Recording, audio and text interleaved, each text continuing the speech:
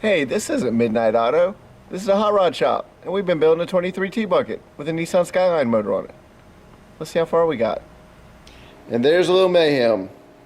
So far right now we are in crunch time. We've literally got a couple of days to roll out for the rest of the cruising coast.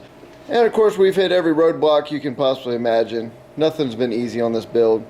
The radiator has become an issue with the intercooler and then the headlights. If the headlights are too far over, they make contact with the tires because we went with the wider tires instead of the skinny nostalgia tires. That became an issue.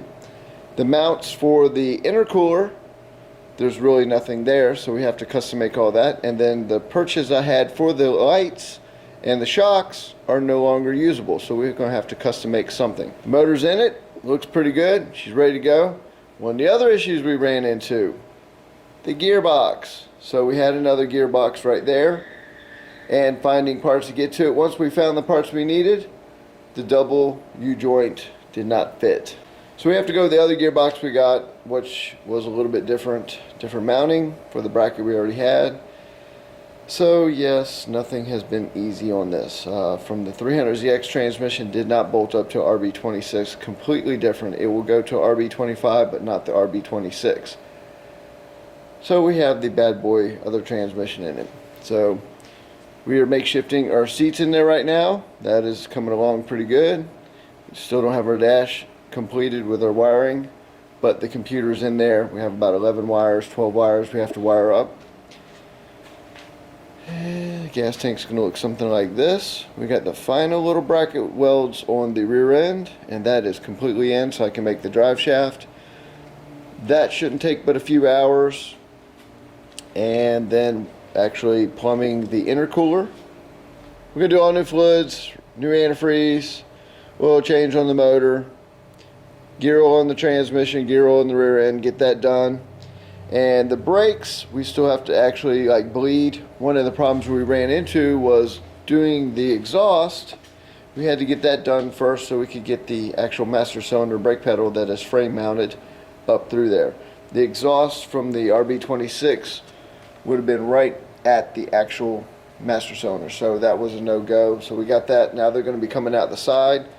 Little something like that. I've got some more modding to do to get those just right. They'll be right beside the body for now. Now eventually I'll change out this side of the motor and I'll put two top mounted turbos. I think it'll look a lot better. So that's coming in the near future. Right now we're just getting this thing fired up. And on this side over here, we gotta still wire up the horn. We got a horn right there. We got the cooler, oil cooler right there. It's got to be mounted still. So we got another late night in the shop. I should finish up the exhaust tonight. Steering should be done. And radiator mounts, shock mounts. All that should be done tonight. So I got a late night in the shop. Feels like Midnight Auto. But we are actually very, very close. Tomorrow will probably be a little bit of seat fitment.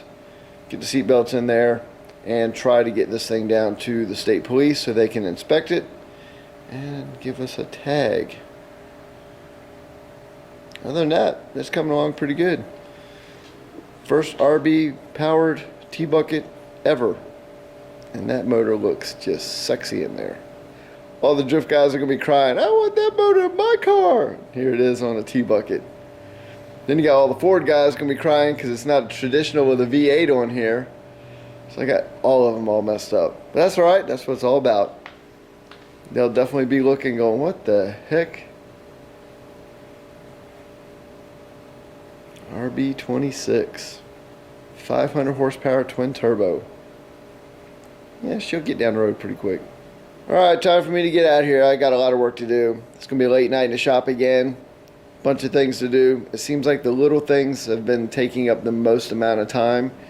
The body is fully mounted on there too. And anyways, if you like what you see, subscribe today. And hey, put a comment down there. I want to see what you guys think of this first ever build of a 23T bucket with the RB26 on it. And of course, like I said, I can't wait to post the fire up videos of it and a couple of driving videos of it, because this thing is just going to sound brutal. So I'll catch you guys on the next T-Bucket build.